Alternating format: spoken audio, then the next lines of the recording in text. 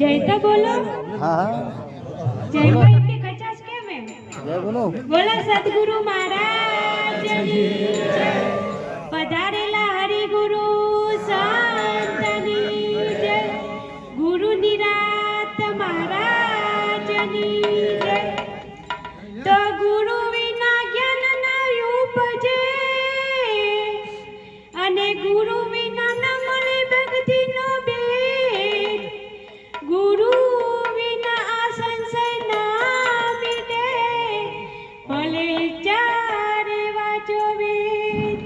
सद्गुरु महाराज ની જય।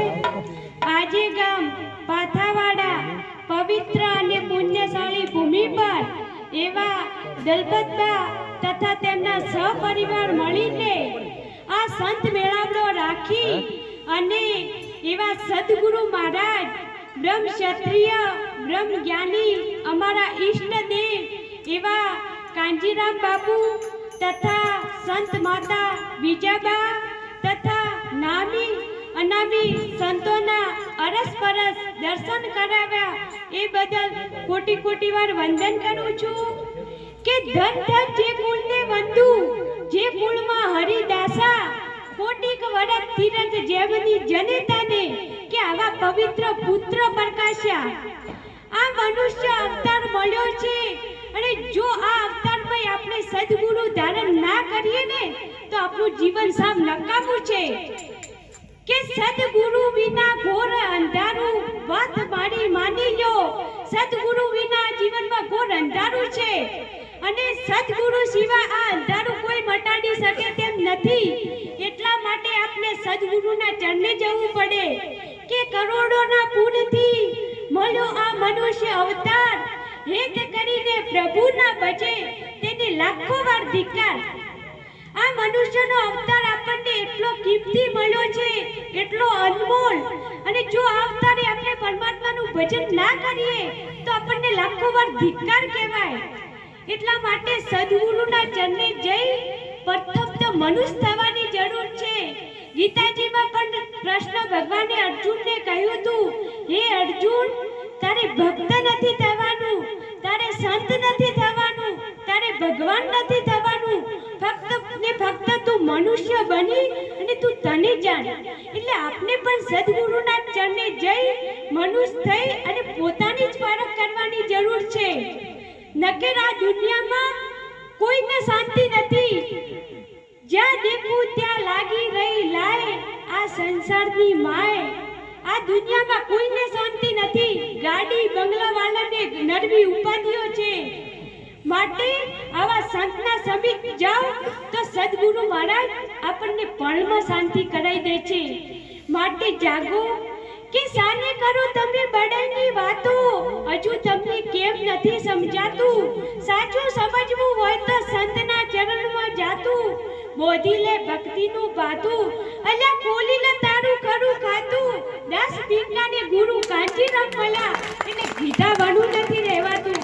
મને તો એવા સમૃદ્ધ સદગુરુ મહારાજ મળ્યા છે એટલે આ સંદેશો તમારી આગળ કહું છું કારણ કે મારું જીવન ધન્ય બનાવ્યું છે એટલા માટે અને તમારું જીવન પણ ધન્ય બનાવવું હોય તો આવા સંતના ચરણે જજો તો તમારું જીવન પણ ધન્ય બની શકે છે। નકર આખું જગત અંધશ્રદ્ધામાં એવું બેઠાનું છે ને કે એની કોઈ સીમા જ નથી કે પથ્થરના ભગવાનને દેહ માની બેઠું છે।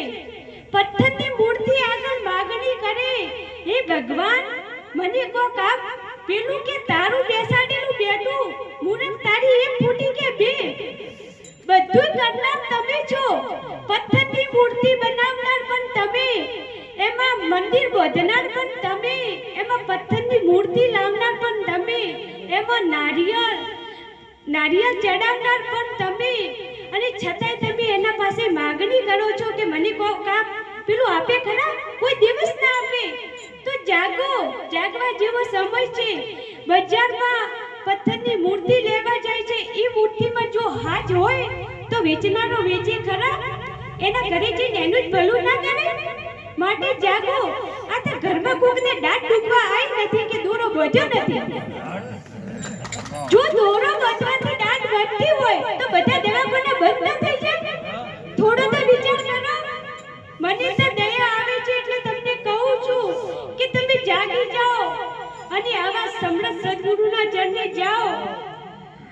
પણ આખું જગત એવું રવાડે ચડ્યું છે કે અંબાજી વાળા જાય રણુજા અને રણુજા વાળા જાય અંબાજી. શું કોઈ ભગવાન ખોયો છે? ભગવાન તો જેમ તનની અંદર તેજ છે, જેમ બુદ્ધમાં આખો સરોવર ભરેલો છે, જેમ મેદીના પત્તામાં લાલી છુપાયેલી છે, એમ માનવના ઘટઘટમાં પરમાત્માનો વાસ છે. પણ એવા સમૃદ્ધ સદગુરુ મહારાજ મળી જાય ને તો પ્રગટ પરમાત્માના દર્શન થઈ શકે, નકે થાય એવા નથી. એટલે આ સત્સંગમાં આયા છો તો આ સંતોના બે શબ્દ સાંભળી અને તમારા જીવનમાં ઉતારજો તો તમારું જીવન ધન્ય બની શકે છે. અને પ્રથમ વ્યસન મુક્ત થાજો, બીડી દારૂ તમાકુ એનાથી મુક્ત થાજો. મારા ભાઈઓ તથા બહેનો તમને વિનંતી કરીને કહું છું, પણ ભજનમાં બેઠા એટલા ખરા કે હરી હરી અને ઘરે જાય એટલે કે વર્દી ભરી એવું મત કરજો. ભાઈઓ તથા બહેનો તમને વિનંતી કરીને કહું છું, બોલો સદગુરુ મહારાજની.